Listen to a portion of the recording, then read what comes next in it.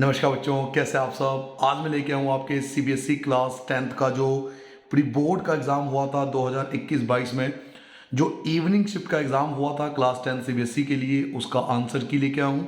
आपके लिए आंसर की जारी कर दिया गया है। तो जो भी मैं आपको आंसर बता रहा हूँ, इसके अकॉर्डिंग आपका आंसर शीट चेक होगा। तो ये स्टैंडर्ड पेपर है। बेसिक पेपर का जो आंसर की है वो ऑलरेडी मैंने आपको कल अपलोड कर दिया था, तो बेसिक वाला आप वहाँ से देख लेना। स्टैंडर्ड का आपका आंसर शीट आने वाला है। इस वीडियो के अंदर हम केवल आंसर की के बारे में बात करेंगे, मैं आपको एक्सप्लेन नहीं करूँगा। यहाँ पर मैं केवल आंसर आपको बताने आया हूँ। हाँ, एक अलग वीडियो मैं आपके लिए ज़रूर बनाऊंगा जिसमें मैं इन सभी क्वेश्चनों को आपको करा के बताऊंगा, क्योंकि ये CBSE class 10 pre board government द्वारा लिया गया एग्जाम है, तो सीधी सी बात है, बहुत इंपॉर्टेंट है। तो चलिए पहले से स्टार्ट करते हैं। फर्स्ट क्वेश्चन का आंसर आपका बी होना चाहिए था, एक्स वाई स्क्वायर। तो बी पे आपको टिक करना था। क्वेश्चन नंबर 2 में एक मिस्टेक थी। क्वेश्चन नंबर 2 में यहाँ स्क्वायर नहीं था, या क्यूब जो भी आपको गिवन था वो यहाँ पर नहीं था, तो उसके अकॉर्डिंग ए आंसर आना था। बट क्योंकि इस क्वेश्चन में गलती थी, तो आप कोई सा भी टिक करा होगा आपने, अगर ये अटेम्प्ट किया होगा, कोई से भी अटेम्प्ट किया होगा, तो आपको इसके लिए मार्क्स मिलेंगे, क्योंकि ये इस क्वेश्चन में गलती थी। इनमें से कोई भी क्वाड्रेटिक पॉलिनोमियल नहीं था, तो ये वाला आंसर की में लिखा हुआ है। बट क्योंकि क्वेश्चन में गलती थी, तो आपको पूरे नंबर मिलेंगे, क्योंकि यहाँ पे स्क्वायर गिवन था। क्वेश्चन नंबर 3 की बात करें, क्वेश्चन नंबर 3 में आंसर बी था 3/4, तो 3/4 आपका आंसर आना चाहिए था। क्वेश्चन नंबर 4 जब आप सॉल्व करोगे तो 1/7 आएगा, जो कि ऑप्शन नंबर बी है, तो बी आंसर था क्वेश्चन नंबर 4 के लिए। क्वेश्चन नंबर 5 पे आप सॉल्व करोगे तो 3 आंसर आएगा, जो कि ऑप्शन नंबर अगेन बी है, तो बी इसका आंसर था। क्वेश्चन नंबर 6 पे आ जाते हैं अगले पेज पर। ये आपके बुक का ही क्वेश्चन है, जिसमें आएगा R1 + R2 = R, तो ऑप्शन नंबर ए जो था ये इसका रिक्वायर्ड आंसर था। क्वेश्चन नंबर 7 की बात करें, क्वेश्चन नंबर 7 जब आप सॉल्व करोगे तो 5/15 आएगा, 5/12 आएगा इसका आंसर। 5/12 आएगा इसका आंसर, जो डी होगा वो इसका रिक्वायर्ड आंसर था। अगर आपके मन में कोई शक हो कि भाई ये आंसर नहीं ये होना चाहिए, तो मैं आपको आंसर बताऊंगा, तब आप एक्सप्लेन करके बताऊंगा कि इसका आंसर डी क्यों है। अगर आपका आंसर डी नहीं आ रहा तो आपने गलत करा है, ये डी आंसर आएगा इसका बच्चों। ये ऑफिशियल आंसर है जो आंसर की जारी किया गया है। क्वेश्चन नंबर 8 का आंसर जो था वो बी था, 14:11, तो बी पे आपको टिक करना था। क्वेश्चन नंबर 9 में दोनों ही आंसर आएंगे, 4 - 4, तो सी जो था ए और बी दोनों, ये आपका रिक्वायर्ड आंसर था क्वेश्चन नंबर 9 के लिए। जहाँ तक क्वेश्चन नंबर 10 की बात करें, क्वेश्चन नंबर 10 में मिस्टेक था, आंसर की में सी लिखा हुआ है, बट सी में आंसर होना चाहिए 4 और 9 आना चाहिए था। आपका आंसर 4 और 9 आना चाहिए, बट यहाँ पर 16 और 9 लिखा हुआ है। तो हालांकि आंसर की में सी है, तो सी माना जाएगा, बट अगर आपने अटेंड करा है, चाहे कोई सा भी कर दिया, तो आपको मार्क्स मिलेंगे, क्योंकि इस क्वेश्चन में गलती थी। तो अगर किसी क्वेश्चन में मिस्टेक होता है और आपने अटेंड करा है, तो आपको मार्क्स पूरे मिलते हैं। तो इसका सी आंसर था 4:9। क्वेश्चन नंबर 11 जब आप सॉल्व करोगे तो 2 आएगा, तो 2 आपका बी है, तो बी आंसर था। क्वेश्चन नंबर 12 जब आप सॉल्व करोगे तो इसमें भी गलती थी, जी हाँ, इस क्वेश्चन में भी गलती थी। इसका आंसर आएगा बी = डी, और बी = डी कोई भी ऑप्शन नहीं है। बी = डी कोई भी ऑप्शन नहीं है, तो आपने कोई सा भी अगर टिक कर दिया तो आपको मार्क्स पूरे मिलेंगे। कुछ क्वेश्चनों में मिस्टेक थी, जैसे आप तक देख लो, आप 3 क्वेश्चनों में गलतियां निकाल चुका हूं मैं, ये बाकी में क्वेश्चन में गलतियां थी।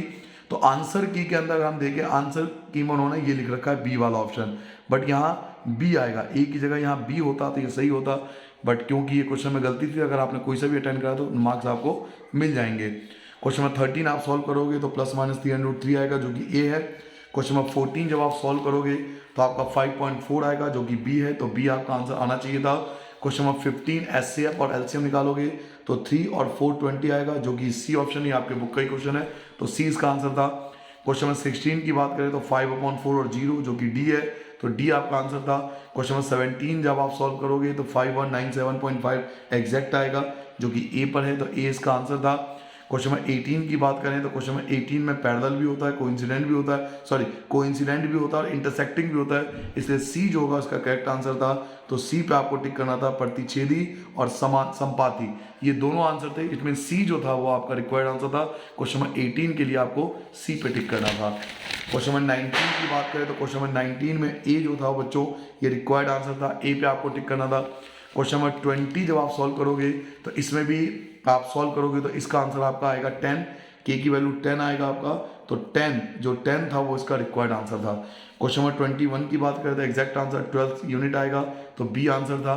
क्वेश्चन नंबर 22 जो सॉल्व करोगे तो इसका भी आंसर एग्जैक्ट आएगा 0.104, जो कि ए पे था, तो ए पे आपको टिक करना था।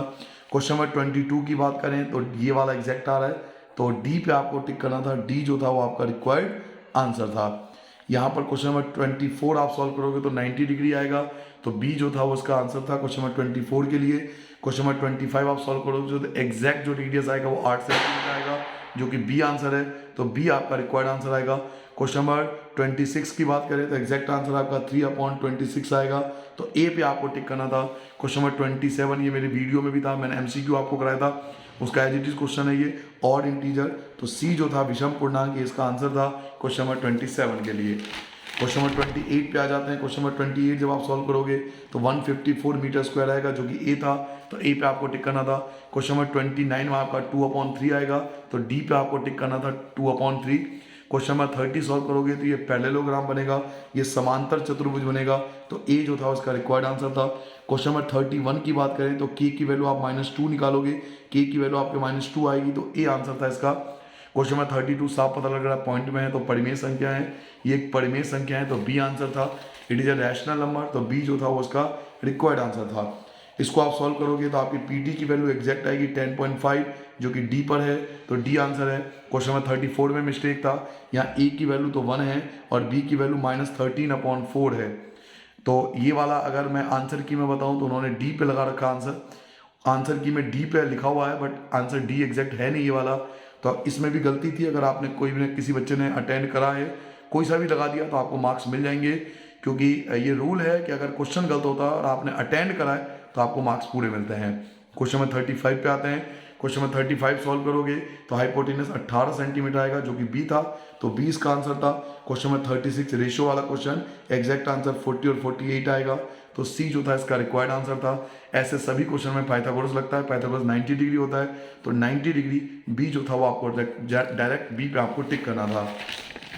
क्वेश्चन नंबर 38 आप सॉल्व करोगे तो एग्जैक्ट आपका 96 सेंटीमीटर आएगा, जो कि बी है, तो बी पे आपको टिक करना था। यहाँ असर्शन रीजन की बात करें तो पहली स्टेटमेंट सही थी, दूसरी स्टेटमेंट गलत थी, और जब पहली सही होती है दूसरी गलत होती है तो ऑप्शन नंबर सी होता है, तो सी पे आपको टिक करना था 39 में। 40 की बात करें तो पहली स्टेटमेंट गलत है, पहली स्टेटमेंट गलत होता है क्योंकि कॉलिनियर में A B plus B C equal होना चाहिए था ए सी की, जबकि ग्रेटर देन है, तो पहला स्टेटमेंट गलत है, और जो गलत है तो ऑप्शन नंबर डी आएगा, डी पे आपको टिक करना था क्वेश्चन नंबर 40 के लिए। 41 यहाँ से आपका केस स्टडी स्टार्ट था, ये केस स्टडी था आपका हिंदी मीडियम में और ये केस स्टडी था आपका इंग्लिश मीडियम में। तो केस स्टडी के मैं आपको आंसर बता रहा हूँ, इसका एग्जैक्ट आंसर डी था, 41 का आंसर डी था। एक्चुअल में हुआ क्या था कि आपका 4x, यहाँ 4x आपने बनाया होगा, 6y बनाया होगा और इक्वल टू बाई 92, तो 2 से डिवाइड कर दोगे, तो 2 से, क्योंकि सब डिवाइड हो रहे हैं, तो 2 से डिवाइड करने के बाद आपका इस प्रकार से आ जाएगा 2x 3y और 46, तो डी जो था वो आपका रिक्वायर्ड आंसर था। क्वेश्चन नंबर 42 की बात करें, जब आप सेकेंड इक्वेशन बनाओगे तो वहाँ भी 2 से आपको डिवाइड करना पड़ेगा, क्योंकि 6x, एक आपका 6x है, एक आपका 10y है और 140 है, 2 से डिवाइड करो 3, 2 से डिवाइड करो 5 और 2 से डिवाइड करोगे तो 74, जो कि सी पर है, तो सी आपका रिक्वायर्ड आंसर था 42 के लिए।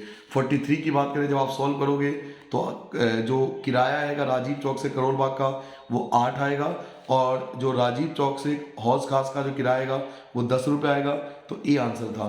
और ये क्या बोलते हैं इनको, तो यूनिक सोल्यूशन बोलते हैं।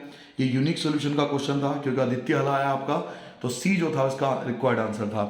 क्वेश्चन नंबर जो सेकंड केस स्टडी थी बहुत अच्छी थी, ये वाला केस स्टडी मैंने आपको एक नोट्स भेजा था पीडीएफ में, उससे लिया गया एज इट इज़, वही पीडीएफ के क्वेश्चन उठा लिए गए। ये अरिहंत की बुक जिनके पास है उनके पास भी होगा ये वाला।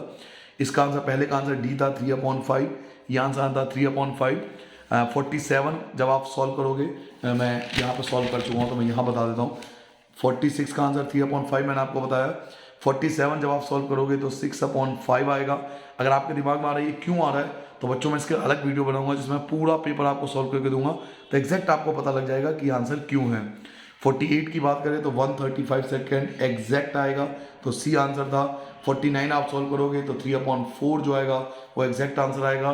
क्वेश्चन नंबर 50 जब आप पूरा सॉल्व करोगे तो ये क्या बनेगा, एग्जैक्ट में tan थीटा इक्वल टू 1.7 के आसपास आएगा, और 1.7 जो होता है वो √3 की वैल्यू होती है और √3 tan 60 की वैल्यू होती है, इसलिए सी जो था वो इसका रिक्वायर्ड आंसर था। तो ये पूरा ये पेपर इस प्रकार था। ये मेरा वीडियो बनाने का मकसद था आपको केवल आंसर बताना।